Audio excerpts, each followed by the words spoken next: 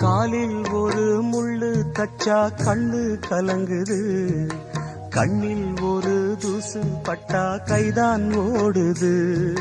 சேவல் அன்று கோடு கிழிச்சு வேலி போட்டது, வேலி தாண்டி கோழி போக வேளை வந்தது.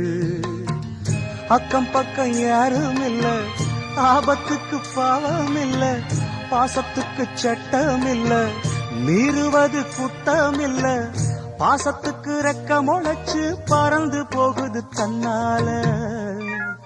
சம்சாரம் அது மின்சாரம், சம்சாரம் அது மின்சாரம்.